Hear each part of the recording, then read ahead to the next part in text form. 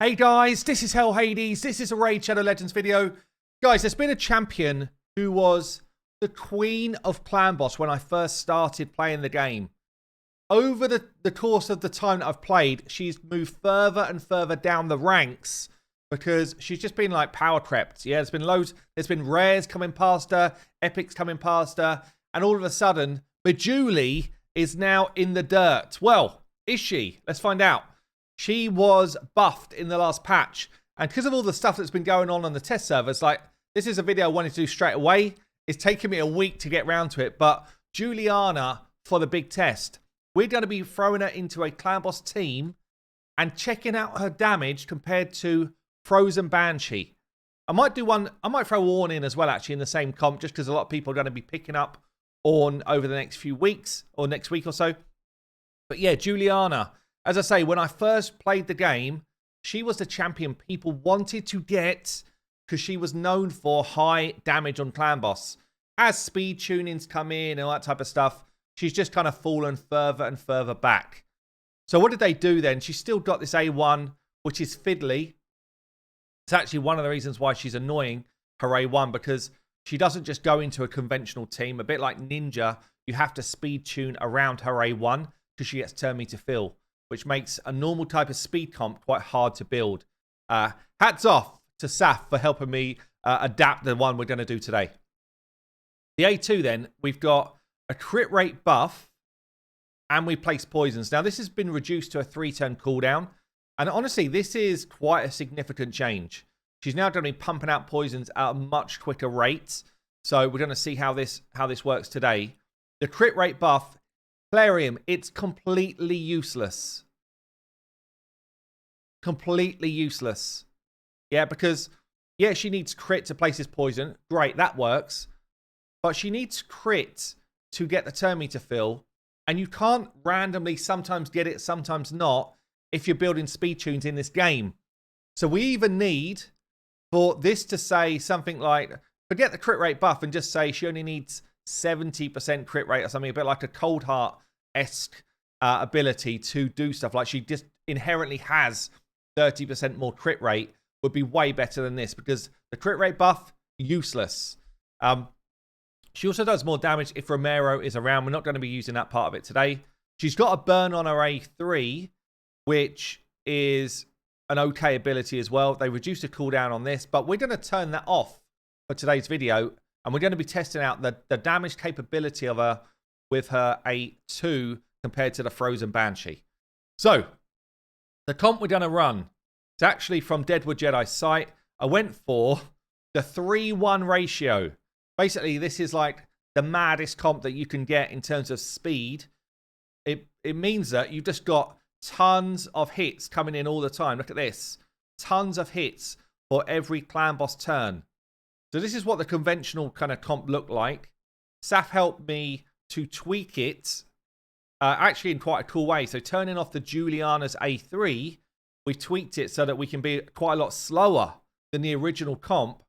You know, you're talking like 288, 266, 195, 185, 258 speeds for the original comp. This one with Juliana in, because she's pushing turn meter so frequently with her A1, we actually bring the speeds down quite a lot. 292 still for Demitha, 236 for Tuhanarak, who can be Heiress, I just don't have an Heiress leveled out.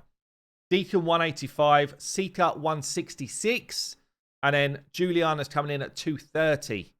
So we've actually got quite slow speeds considering how many times we're going to hit this clan boss in the face.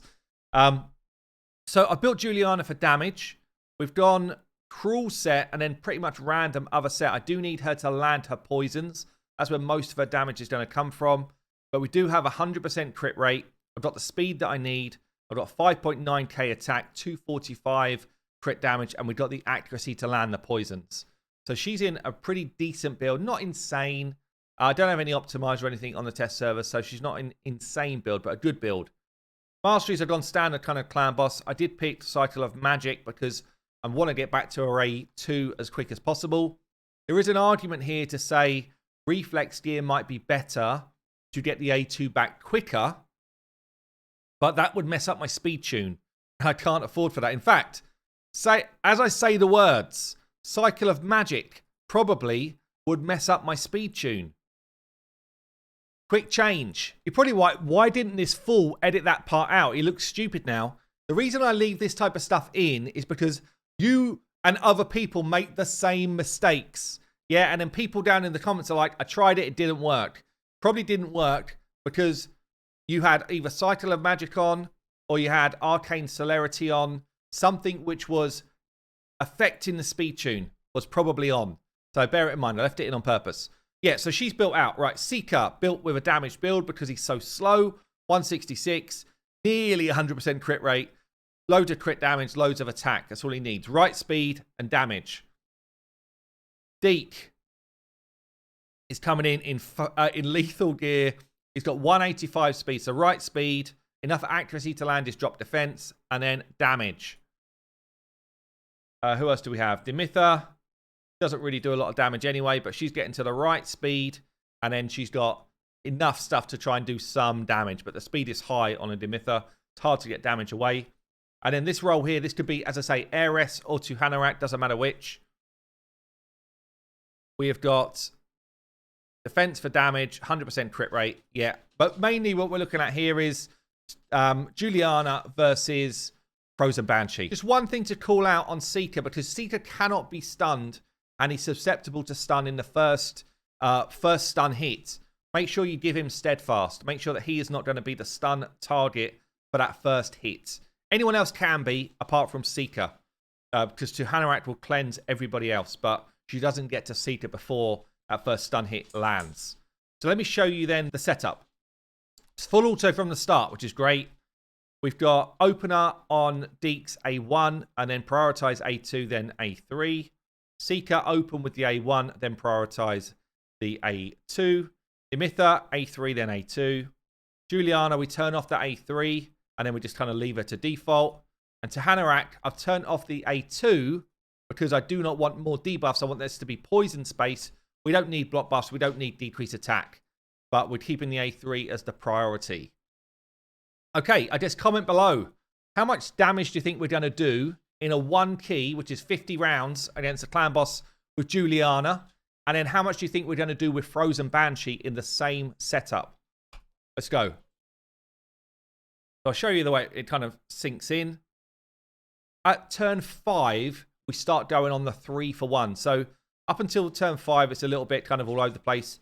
Take a little bit of damage early, but Dimitha will heal that back up anyway. The only trouble with Deke is he does apply a leech, and we don't really want the leech on there, but is what it is.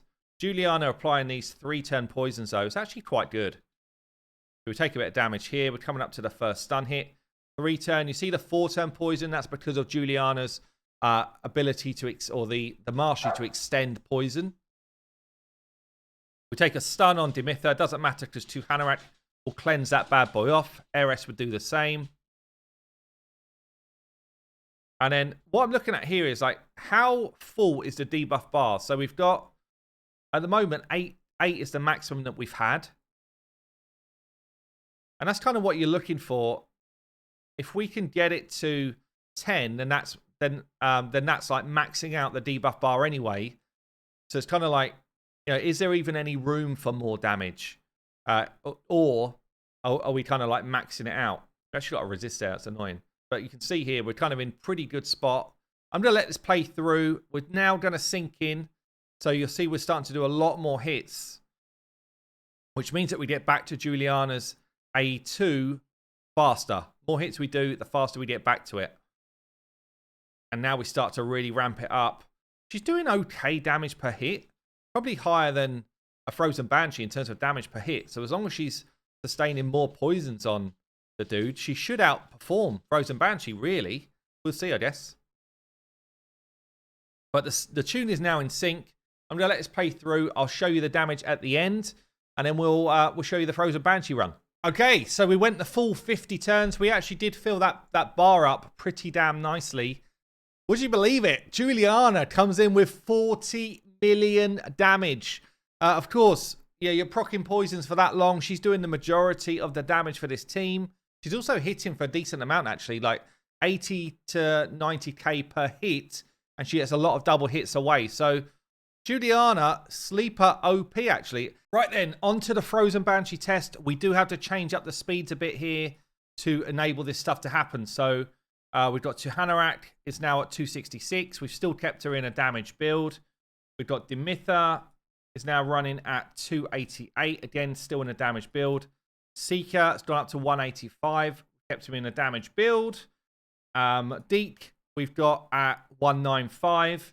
And then Frozen Banshee comes in at 257, which is quite a lot higher than we had to get with the Juliana build. I've still tried to go damage on the build. So I've tried to keep it as fair as possible whilst reflecting that kind of change of damage. Might be like, why has he changed jumper halfway through the video? I'll tell you why. I failed this run about 30 times over the course of 3 days. I could not work out what the hell I was doing wrong. So I'm gonna share it with you because you know what? People make mistakes on Clan Boss stuff all the time. They can't work out what they've done wrong. When I was changing the build up for Tuhanarak, I had on a refresh ring. And I didn't realize. I just had a ring on that was high in stats. I had on a refresh ring and my run was failing at random points. I couldn't work out what it was because every now and again she'd refresh a skill too early and it would throw it out of sync. Yeah, one thing can completely dismantle an unkillable team. And for me, in this one, it was a refresh ring. So in terms of the team setup here, it's basically the same as what we did with the last one. You can see it. Open with Deeks A1, and then we prioritize A2, A3. Seeker, open with A1, prioritize A2. Dimitha, A3, then A2. Frozen Banshee, we turn off our A2. She shouldn't use it anyway, but she might somehow freakily. So that's turned off. We prioritize the A3. And Tuhanarak, we turn off the A2, prioritize the A3. Full auto run, so nothing to worry about there. There is a little bit of jiggery pokery if you're trying to do this on Spirit Affinity, which you just need to kind of make sure the speeds are right. That's all on the Deadwood Jedi site, all the info on that. But if you follow these speeds, it will work fine. We take a little bit of damage early on, similar with the other one. It doesn't fall completely into sync until after turn 2. So basically at this point, it's going into sync. I do have Steadfast Mastery on Seeker, but actually doesn't matter for this comp. It's way more versatile than what I showed on the first one. And after this turn, we should start getting our block damage up before the stun hits. And then we should take no damage from this point onwards. So I'm kind of like crossing my fingers because even though I've done all the changes, hoping it works. Block damage coming up in a minute. Look how many turns we get already. It's actually disgusting. There we go. Block damage is up. The Hanorach cleanses. That would be air rest for the normal folk. And then we're away.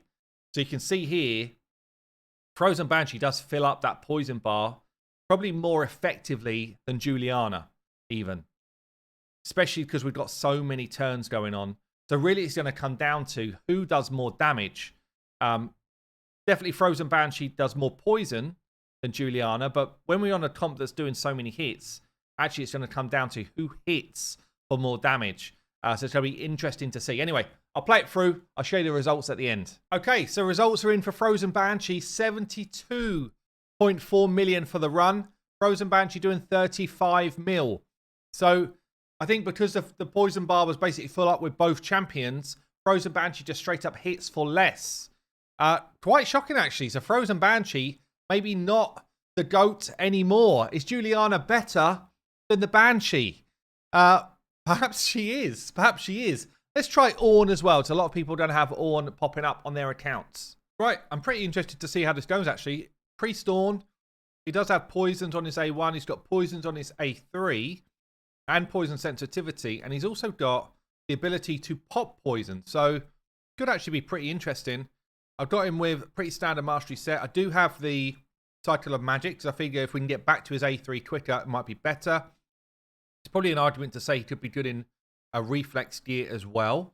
But yeah, I'm going to run him here. Same speed as Frozen Banshee, 257. We've built him with damage as well. We've got enough accuracy to land our stuff. It's going into the exact same team that we just did with Frozen Banshee. So all we're going to do is just sub him in on the team setup. I don't need to turn any skills off or anything like that.